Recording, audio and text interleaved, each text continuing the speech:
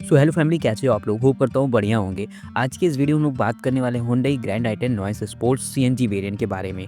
इसकी क्या प्राइस रहने वाली है, बेस मॉडल की प्राइस क्या है, टॉप मॉडल की प्राइस क्या है, मिनिमम डाउन पेमेंट क्या होगा, हर महीने किस्तें क्या देखने को मिलेगी, ईएमआई, रेट ऑफ इंटरेस्ट क्या रहने वाला है और हर एक बात फाइनेंस से रिलेटेड करने वाले हैं।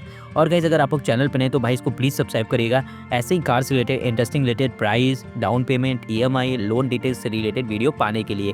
तो गाइस चलिए बिना देरी के इस वीडियो को स्टार्ट करते हैं और सबसे पहले बात कर लेते हैं ग्रैंड i10 नॉइस कितने वेरिएंट में आती है। तो यहाँ पे आपको guys total 16 variant and 9 colour option मिल जाती है। पेट्रोल सीएनजी दोनों में ही ऑफर होती है। आज हम लोग जो वेरिएंट लिए हैं ये इसकी स्पोर्ट्स सीएनजी वेरिएंट रहने वाली है। प्राइसिंग की बात करेंगे तो 5,92,000 एक्स शोरूम से स्टार्ट होती है एंड टॉप मॉडल तक जाती है 8.56 लाख रुपीज़ अपनी ग्रैंड i10 नॉइस। जो स्पोर्ट्स सीएनजी की प्राइस है ये 8,30,000 रुपीज़ एक्स शोरूम है एंड 9.5 लाख अप्रॉक्स समथिंग तक ये गाड़ी आपको ऑन रोड कॉस्ट करती है। एंड अभी इस पे आपको कुछ डिस्काउंट्स ऑफर भी देखने को मिल जाएगा डीलरशिप पे, अगर आप अपने नियर बाई डीलरशिप पे जाते हो। जो ईयर एंड है यहाँ पे आपको 30 to 40,000 तक का डिस्काउंट बिल्कुल देखने को मिलेगा। एंड गाइस, प्राइसिंग तो बता दिया, स्पोर्ट्स सीएनजी की 9.5 लाख तक आपको प्राइस मिल जाएगा। हाँ, अगर आप डिस्काउंट वगैरह करा लेते हो तब तो बात और भी बढ़िया है। तो भाई डाउन पेमेंट की बात कर लेते हैं। सबसे पहले मिनिमम डाउन पेमेंट क्या देखने को पड़ेगी। तो भाई 1 लाख रुपीज़ गाड़ी की मिनिमम डाउन पेमेंट, अगर 1 लाख रुपए आप देते हो, सिविल रिपोर्ट बढ़िया है क्योंकि सिविल रिपोर्ट से भी बेटर करता है डाउन पेमेंट। अगर सिविल रिपोर्ट आपका थोड़ा सा भाई अच्छा नहीं है तो डाउन पेमेंट आपको थोड़ा सा ज़्यादा देना पड़ सकता है। तो 1 लाख मिनिमम डाउन पेमेंट लिए हो तो ये कार को आप फाइनेंस करा सकते हो। और जो 9.5 लाख रुपये ऑन रोड प्राइस थी, अगर 1 लाख डाउन पेमेंट दे देते हो तो जो हम लोग का लोन अमाउंट रहेगा जिस पे लोन होना है वो 8.5 लाख मतलब 8.5 लाख रुपये रहने वाला है। और रेट ऑफ इंटरेस्ट 8% का हम लोग लेके चलेंगे बिकॉज अभी आरबीआई ही काफ़ी ज़्यादा हाई रेट ऑफ इंटरेस्ट पे बैंक्स को फंड प्रोवाइड करा रही हैं। तो हम लोग ऑन एवरेज 8% का रेट ऑफ इंटरेस्ट लेके चलने वाले हैं इस वीडियो में। तो भाई 1 लाख रुपए डाउन पेमेंट देते हो तो 1 साल, 2 साल, 3 साल ऐसे ही करते-करते 7 साल तक का अगर टेन्योर, तो मैं आपको पूरा बता दूँगा क्या ईएमआई होगी, कितना रेट ऑफ इंटरेस्ट दोगे, टोटल अमाउंट क्या रहेगा। तो आपको जो मतलब जिस हिसाब से आपको सही लगेगा टेन्योर वो आप चूज़ कर सकते हो। जिसमें आपको मतलब आपके हिसाब से आप इंटरेस्ट दे रहे हो, आपके हिसाब से बजट के हिसाब से आप ईएमआई भर दोगे। तो चलिए बात करते हैं। 1 साल की बात करेंगे तो 74,000 रुपीज़ ईएमआई आएगी 1 लाख डाउन पेमेंट देने पे। 37,000 इंटरेस्ट पेबल अमाउंट होगा जो कि 8% का रेट ऑफ इंटरेस्ट था ना वो। और 8,87,000 गाड़ी की टोटल प्राइस।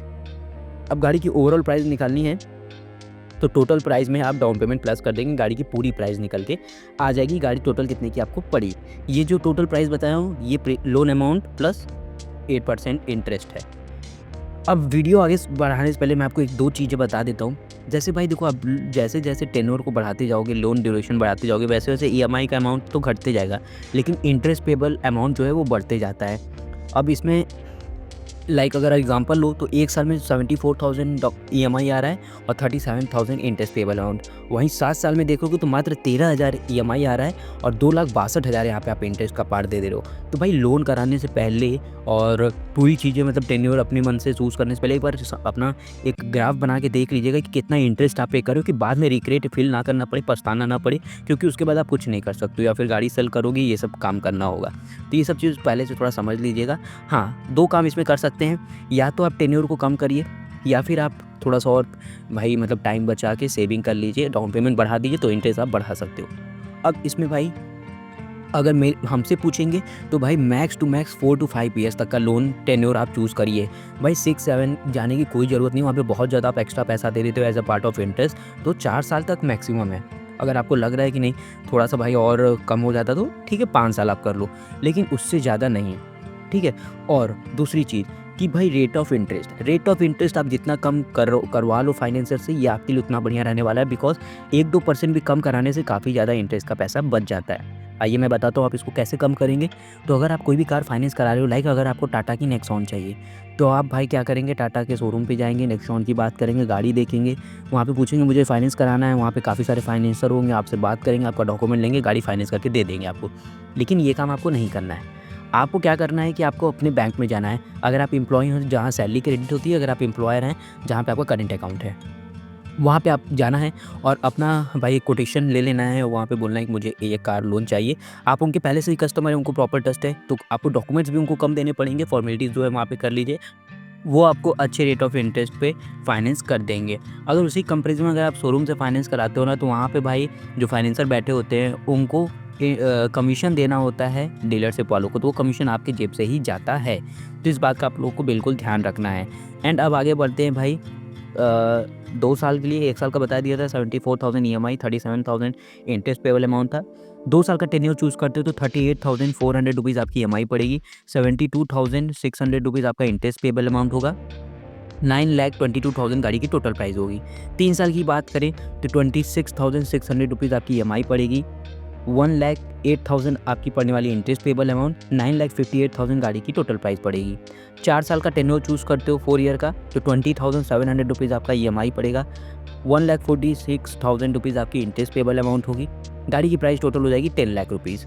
5 ईयर का टेन्योर चूज़ करते हो लोन का ड्यूरेशन तो 17,200 रुपीज़ आपकी ईएमआई पड़ेगी, 1,84,000 इंटरेस्ट पेबल अमाउंट होगा, 10,34,000 आपका टोटल प्राइस होगा।